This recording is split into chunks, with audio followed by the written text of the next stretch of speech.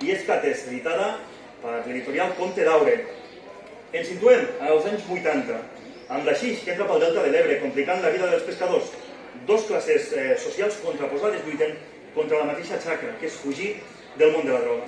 Són lluites existencials, amors passionals, guerres cruentes, obsessions, supersticions i misteris que s'entremesclen amb sorra, sal i escates. Amb nosaltres tenim l'Àngel Martí. Benvingut al Literal, Àngel.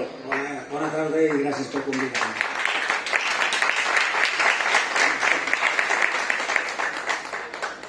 És la teva segona obra, Àngel, i és una obra que evidentment és, tal com hem llegit la sinopsi, és d'acció, és de suspens i té un ritme alt. A més, és la segona part de Llàgrimes de sal. Es pot llegir sense la primera? Què hi trobarem en aquesta història d'acció? Bé, primer dir-te que és la meva segona novel·la. En realitat és la novena obra que surt publicada, però també faig poesia i faig altres contes publicats, però és la segona novel·la. Sí, com bé dius, se pot llegir absolutament separat de la primera novel·la, de Llàgrimes de sal, i clar, quan parlem de hachís, molta gent se pot pensar que és una novel·la policial i està molt lluny de ser una novel·la policial. El que parla és de... Hi ha dos protagonistes, l'Arnau i la Hanna.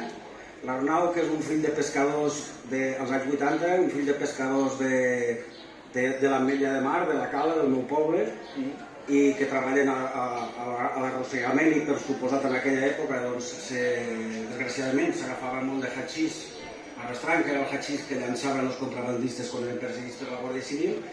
I aquí el que explica la novel·la són lluites existencials per un costat una mare d'una família pobra que intenta traure el seu fill del món de la droga, per altra part la Hanna, d'una família benestant d'advocats del Putxet, que també cau al món de la droga i coneix, per unes circumstàncies, coneixen uns argentins, li parlen de que hi ha unes construccions, una forma de viure que es diuen quibuts a Israel, i decideix marxar cap allà per a desintoxicar-se, de la droga.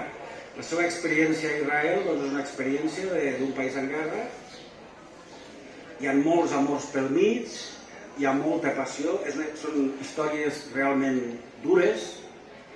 Hi ha també l'apartat de màgic.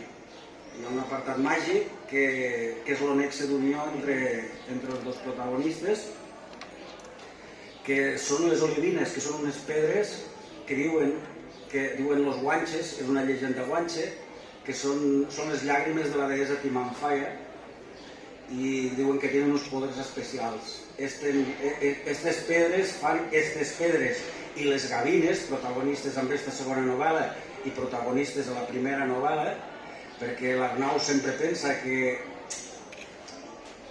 un xarlet que es diu l'Ametlla xarlet, que en realitat se diuen golondrines de mar, però que allí baix a l'Ametlla li diuen xarlet, que és una gavina molt petiteta, sempre pensa que és l'esperit del seu pare. És una història, ja et dic, va molt lligada per... Veiem que té molts ingredients. Sí. Em consta que has tardat 5 anys en escriure. 5 anys. Han sigut 5 anys perquè, bueno, era una novel·la difícil de trenar. La gent, després de Llàgrimes de sal, me demanava una segona part. I, bueno, la vaig voler internacionalitzar una mica més, perquè Llàgrimes de sal és una història també d'un pescador de l'Ametlla amb una noia a Barcelona, una història d'amor, però aquella ja és a la postguerra, i aquesta és la continuació, una mica més treballada. Ja dic, al llibre veureu escenes per a mi precioses, són bocins de mi mateix, escenes de gent pescant a la tonyina i a la vora de l'Ebre, de gent pescant al tonyinó, de gent treballant a les xarxes.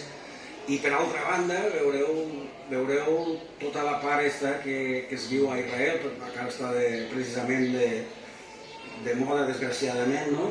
La part aquesta, però la història vista des d'un estranger que arriba a Israel per desintoxicar-se, no? I es troba en un país en guerra realment, no? I bueno, això produeix una sèrie de fets que no relatarem perquè no podem relatar, però que van lligant la història, no? Doncs Àngel Martí, Peix de Sorra i Escates, editorial Comte d'Aure, moltíssimes gràcies per ser amb nosaltres avui aquí a l'Icalarun. Gràcies a vosaltres.